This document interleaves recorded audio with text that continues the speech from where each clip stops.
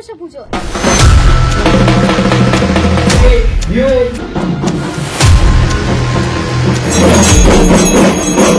এই পুজো হিন্দু ধর্মের এক অন্যতম পুজো।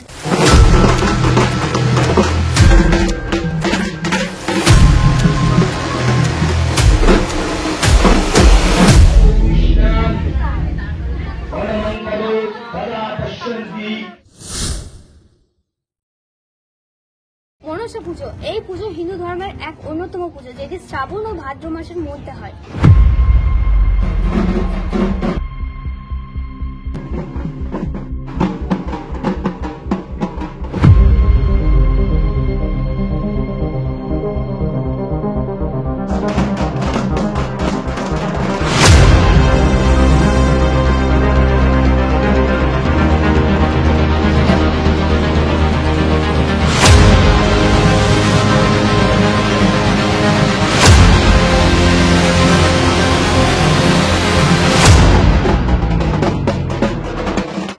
দেবীকে সাপ ও সরীসৃপদের দেবী বলা হয়। বাংলার সংস্কৃতিতে মনসা দেবী অনেক বড় গুরুত্বপূর্ণ স্থান দখল করে আছেন।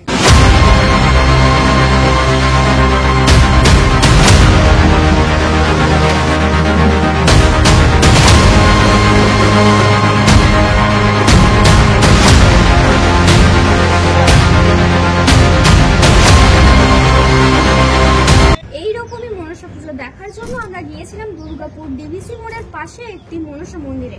এই মন্দিরে পুজোর সময় মা অনেকগুলি ভক্তের শরীরে প্রবেশ করেন। পুজোর সময় এনার দেহেই দেবী ভর করেন এবং যে সকল ভক্তরা উপোস করেন তাদের মাথায় ইনি বাড়ি তুলে দেন।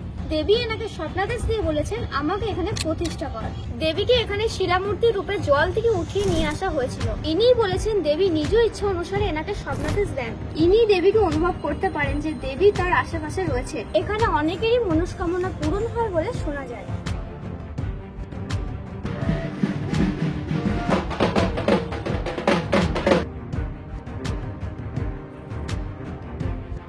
দেবী যে এখানে জাগ্রত তার অনেক প্রমাণ আছে। যেমন এক শিশুর হৃদরোগ ছিল, অর্থাৎ হার্টে ছিদ্র ছিল। ডাক্তার তার পরিবারকে অপারেশন করতে বলেছিল, কিন্তু দেবীর স্বপ্নাদেশ অনুযায়ী দেবী বলেছেন এই সমস্ত কিছুরই দরকার নেই। এরপরও শিশুটির পরিবারের লোক না মেনে নেওয়ায় ডাক্তারের ডেট অনুযায়ী চেক আপ করতে যান। তখন মেডিকেল রিপোর্টে ধরা পড়েছে যে শিশুটির হৃদয়ে কোনো ছিদ্র নেই। এইরকম বহু অলৌকিক ঘটনাও ঘটেছে।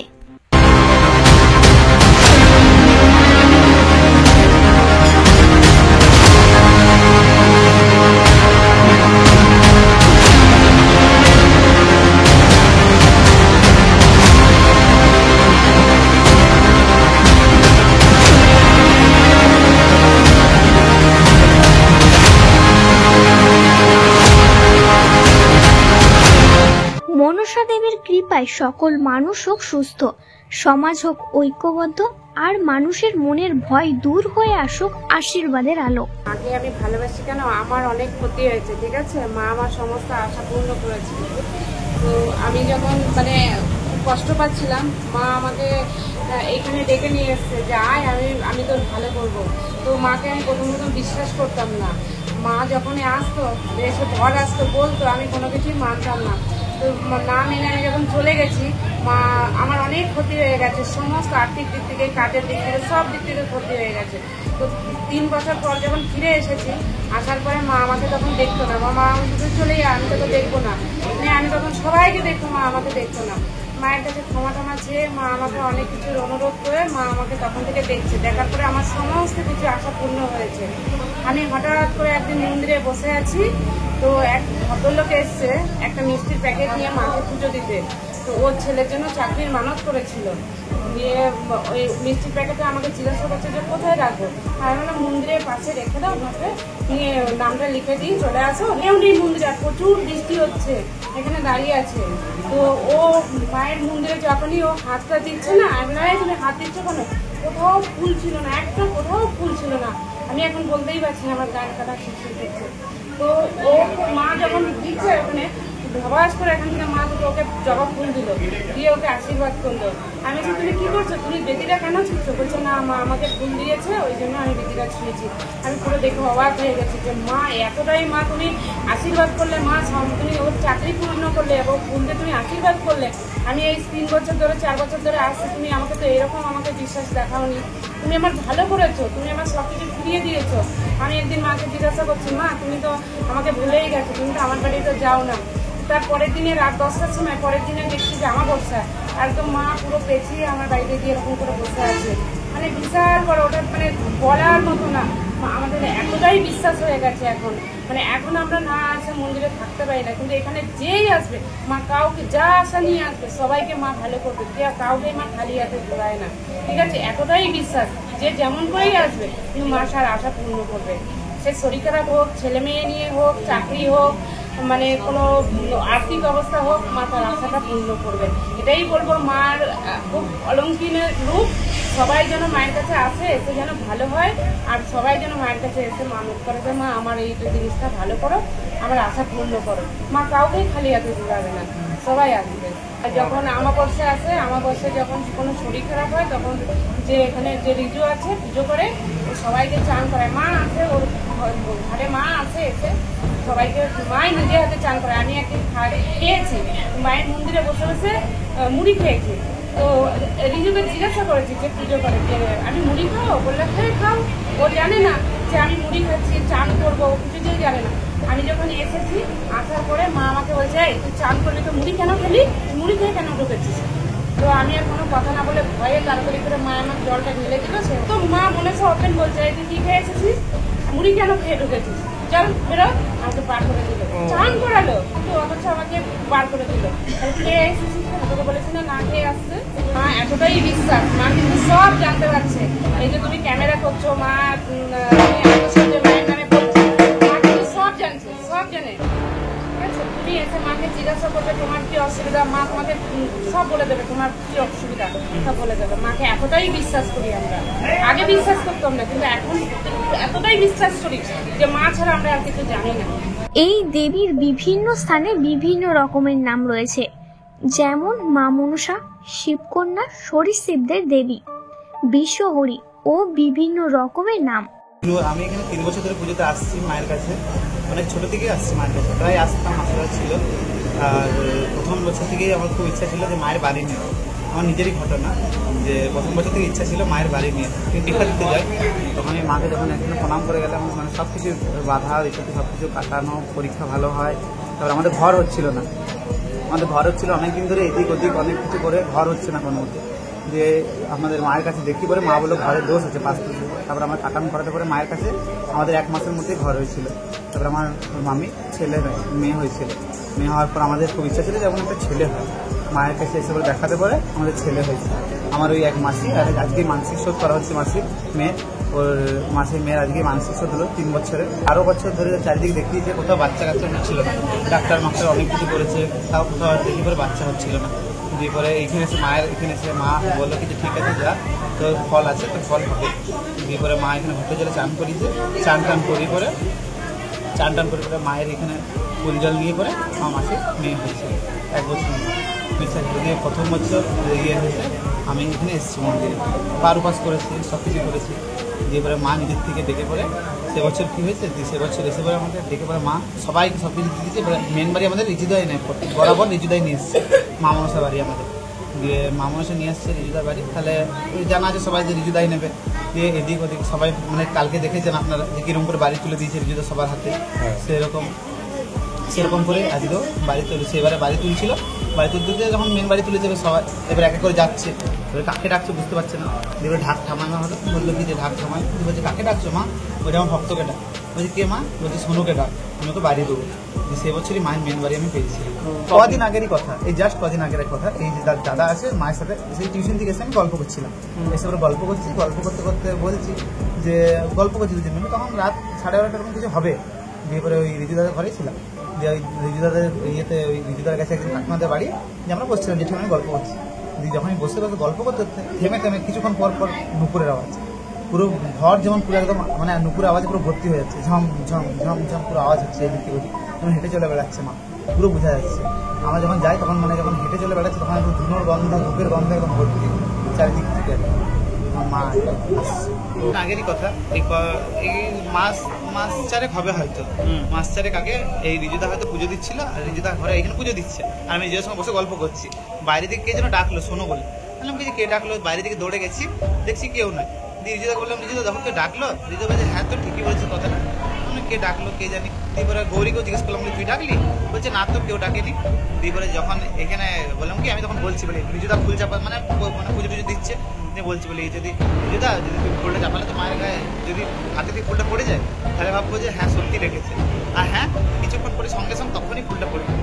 আর তখন আমরা বুঝতে পারলাম যে হ্যাঁ মা সত্যি মাই ডুবে মানুষের আসলে আমাদের জগৎ করে আসলে দুটারই রূপ মা জগৎ করে আমাদের।